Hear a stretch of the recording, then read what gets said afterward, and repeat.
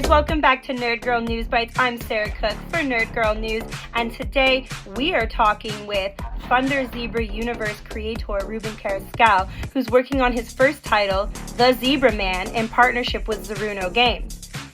Rubén and I sat down to chat about, building a game from the ground up, getting it to the Kickstarter phase of the project, world building, universe building, and video games as storytelling devices.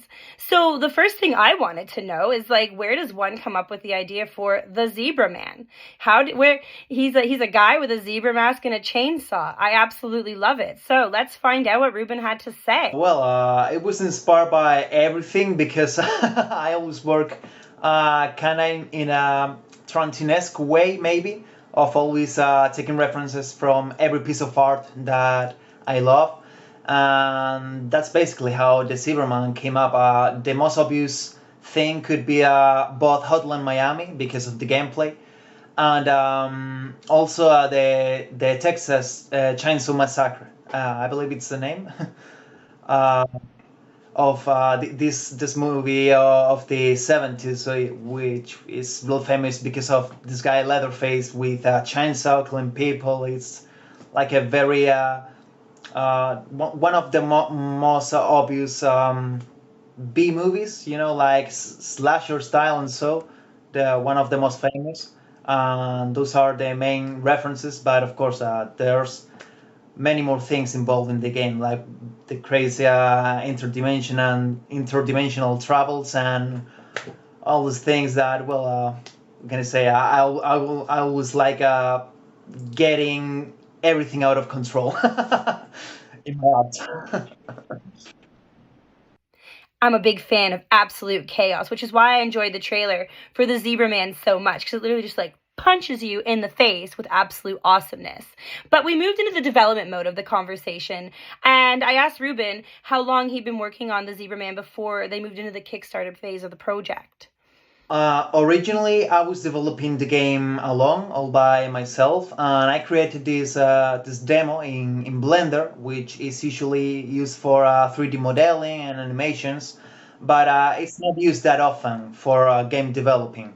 So these guys from Zeruno Games, they saw the project and they liked it, and they offered me to distribute it and publish it and so on. But they told me that we couldn't do the game in Blender. We had to move to another software like Unity and so.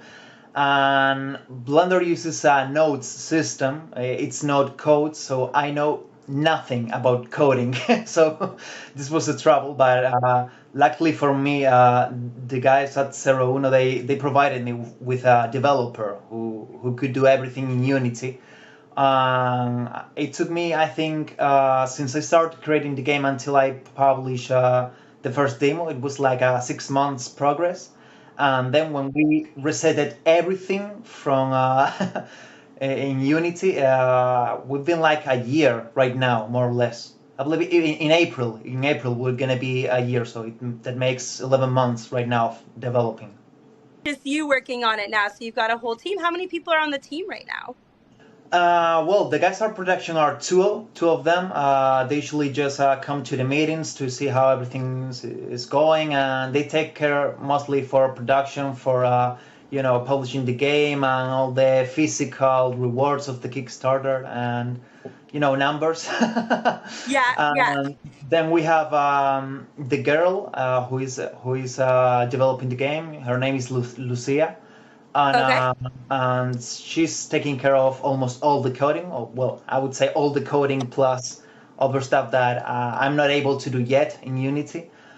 We also have one guy who is my friend. He's called Sebas, is his artistic name, and Sebas is taking care of most of the music of the project.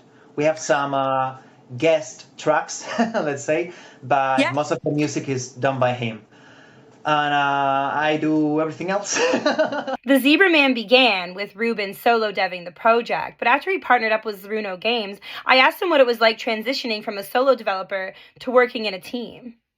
I don't think I had a lot of challenges working solo, because when you're working solo, you come up with an idea and you just do it, and that's the end of the process.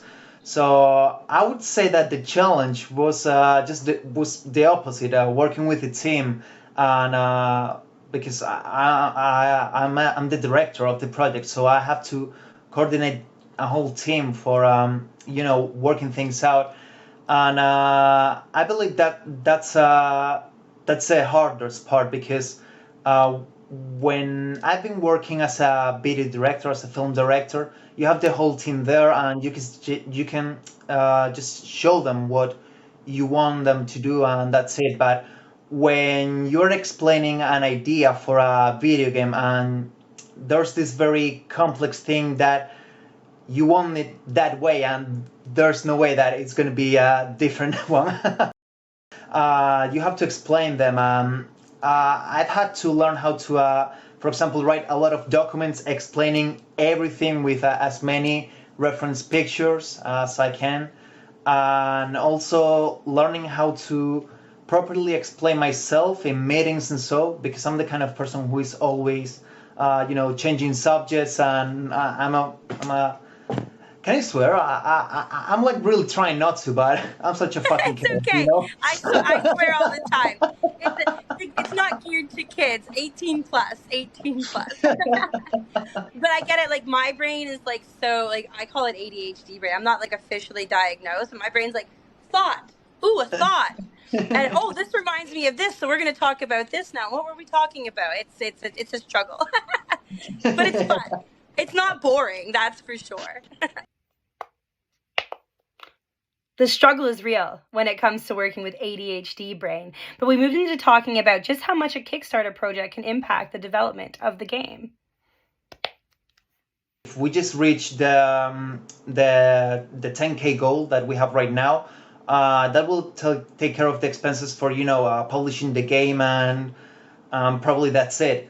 But if we surpass the goal, we will be able to hire more developers who can work on more levels at the same time and provide more of these different levels, because that was something that I knew I wanted to do with this project, like to have a lot of different gameplay styles.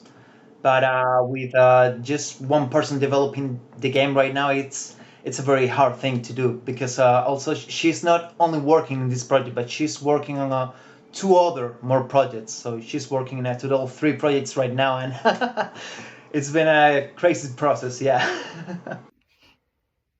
Coding and developing 3 games, that's some big brain energy. You go, girl. I love it. But let's talk about world building and the Thunder Zebra universe. That's what I call the Thunder Zebra universe. Yes, I love it. It's like my own Marvel universe, we could say. And I have this channel in YouTube called Thunder Zebra, where you can see a lot of familiar faces. In some of those videos, you can find Raccoon, you can find the Zebra Man, and you can find Alexander Cooper, and you can find other characters that will be in the game. Because that was something that I always wanted to do since I was a kid.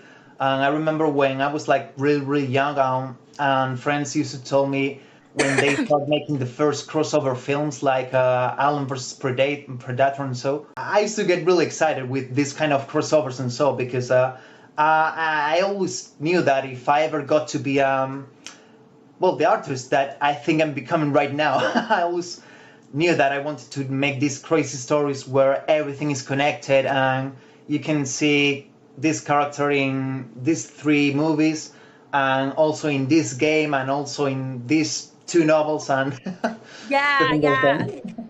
I love that. And it's just such a cool concept, like the Zebra Man. Like, I mean, why zebras? It's Zebras are just super my favorite cool. animal since always. They're always been my favorite animal. So I knew that. Even the number of the universe, it's a Thunder Zebra, and zebras are always involved. Since I already had the Zebra Man created, because the Zebra Man made his first appearance on a short film called Ebony Boombox. I believe that's from 2016 or so. And in Ebony Boombox, you can see the Zebra Man for the first time. Um, Yay! yeah, for creating him, I just took this character Leatherface from the Texas Chainsaw Massacre, and I just replaced his Leatherface with a zebra mask. Yeah, I love it. If you're wondering what the Zebra Man likes to snack on when he's not out slaying homies with the chainsaw, this next part has you covered. His favorite food, I don't believe Zebra Man has favorite food rather than blood. Yeah, carnage. Yeah, not like he likes to eat blood, but he loves to at least see blood. He sits in the sofa, blood still fresh. I can only think of one fun fact right now, and I don't know if maybe it's going a little bit too personal, but anyway, in the demo you can see how well the Cyberman at first is not the Cyberman. You're just an naked guy who is locked in, and that's it. And with each level that you progress, you change. In one level you find the Cyber Mask, in another level you get the chainsaw. Later in the game you're gonna get clothes on, so you're kind of evoluting to the Cyberman. You're becoming the Cyberman. And also in the demo, the demo is 5 levels right now, and it's the whole first chapter. The final game is gonna be divided in chapters. So the demo is the first chapter right now, and the whole first chapter is about getting out of the place where you're locked. And fun fact about the Cyberman, well, I was inspired by myself, obviously, because I felt like somehow I was locked in a place I didn't want to be, and I wanted to become somebody else.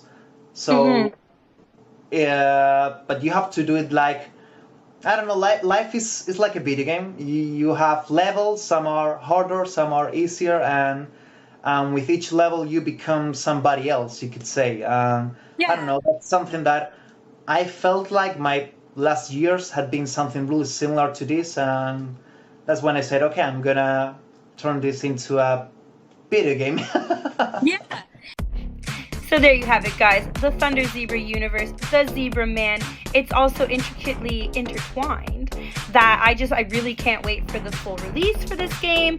And Rubén mentioned to me that they're hoping for late 2023 or early 2024.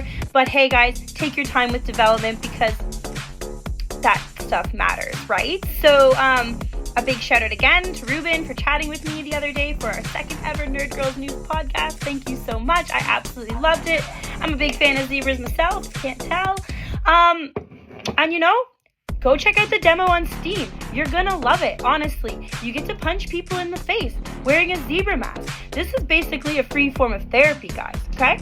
So, check it out. The Kickstarter's live till the end of March. Go and donate. Have fun. Top tier gets a zebra mask. Enjoy. Thank you so much for joining me, and I'll see you next time where we're talking with Crimson Games about the survival horror genre.